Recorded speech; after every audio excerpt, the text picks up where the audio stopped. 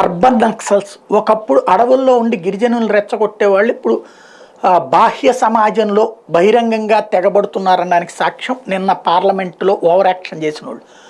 వీళ్ళందరికీ బ్రతుకు తెరువు లేని వాళ్ళు కాదు. వీళ్ళు ఎందుకోసం చేశారంటేనంట, దేశంలో నల్ల చట్టాలు వస్తున్నాయంట, చట్టం అనేటువంటి దాంట్లో నలుపు తెలుపు అని వీళ్ళే డిసైడ్ చేస్తారు. ఐఏఎస్లకి ఐపీఎస్లకి ప్రిపేర్ అవుతా పనికిరాని అమ్మాయి ఒక ఆవిడ ఎప్పుడు నిత్య ఉద్యమాలు చేస్తూ ఉంటుంది. ఇంకొకడు వచ్చేటప్పటికి ఎప్పుడు భార్యను కొడతా ఉంటాడు, ఊళ్ళంతా గొడవలు పెట్టుకుంటా ఉంటుంటాడు. అట్లాంటోడు వీళ్ళందరూ కలిసి దేశాన్ని మార్చేయడం కాదు, దేశంలో ఒక అసంతృప్తిని తమకున్న అసంతృప్తిని దేశం మీద రుద్దడం. పార్లమెంట్లోకి వెళ్ళి చేస్తే ఏం సాధ్యమైంది? ఏమైనా దేశం మారుతుందా?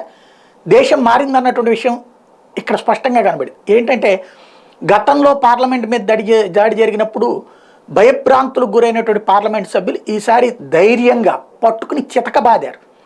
మామూలుగా కాదు, చితక్కొట్టి మరీ అప్పచెప్పారు.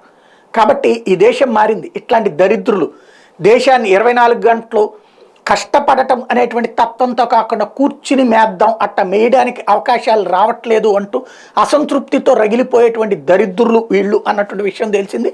వీళ్ళకి జేబీఎం నినాదాలు, భారత్ మాతకి జై నినాదాలు, ఇట్లాంటివన్నిటి వెనకాల సోరోస్ ఉన్నాడా, కాంగ్రెస్ ఉందా అనేది తేలాల్సినటువంటి అంశం అయితే ఉంది.